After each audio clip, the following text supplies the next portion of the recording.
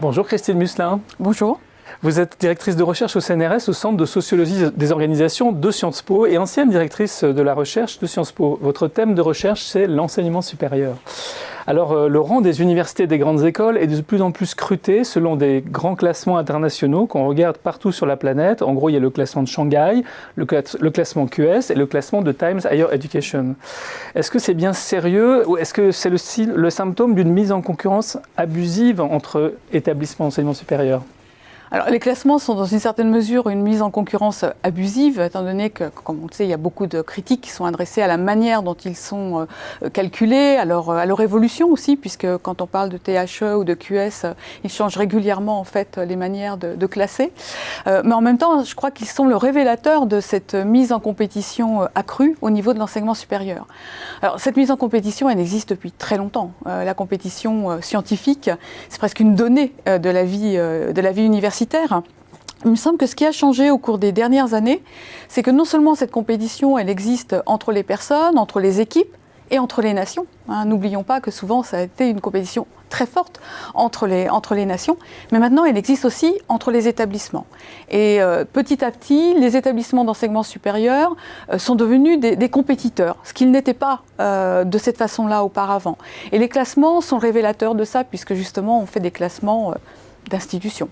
Et donc il peut y avoir des acteurs forts dans des nations faibles et inversement. Tout peut se produire effectivement. Il y a des acteurs forts dans des nations faibles et des acteurs faibles dans des nations fortes. Et puis surtout, peut-être ce qu'il faut ajouter, c'est que cette compétition, elle n'est pas complètement naturelle. C'est-à-dire qu'elle ne vient pas comme ça de l'extérieur, elle n'arrive pas n'importe comment. Elle est organisée par les États. C'est ça la grande différence là aussi qui existe depuis plusieurs années. C'est que ce n'est pas simplement la compétition scientifique, c'est aussi une compétition qui est de plus en plus équipés par des instruments d'action publique qui sont en fait conçus pour accroître la compétition. Donc en France, c'est le programme d'investissement d'avenir. En Allemagne, c'est l'Excellence Initiative. En Angleterre, ça va être le Research Assessment Exercise qui est devenu le REF, le Research Excellence Framework.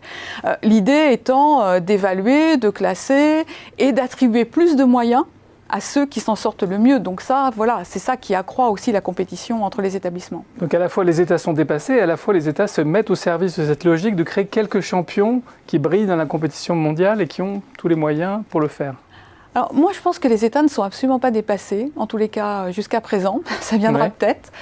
Tout d'abord parce que la plupart des universités qui sont en compétition, si je mets à part le cas des États-Unis, qui est un petit peu particulier, sont des universités qui sont d'abord financées par l'État.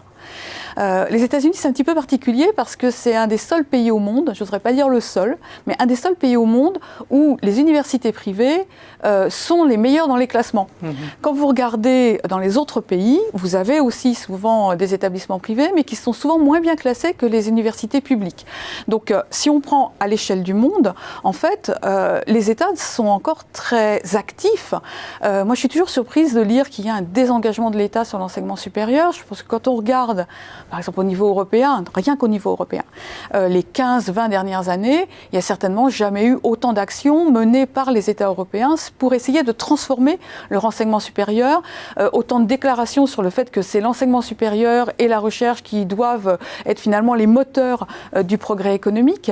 Et de ce fait, il y a une intervention très forte des États sur l'enseignement supérieur et la recherche. Mais dans une optique nouvelle de mise en concurrence. Alors dans une optique de mise en concurrence qu'ils organisent eux-mêmes et qu'ils continuent, je dirais, pour l'instant à contrôler. Peut-être que dans 10 ans, effectivement, les universités seront tellement autonomes par rapport à ça qu'elles pourront, un petit peu comme les multinationales, au niveau des entreprises, se placer au-dessus des États. Mais je crois que pour l'instant, on n'en est pas encore là. On n'en est pas encore là. Non. Merci Christine Musselin pour cet éclairage. Merci.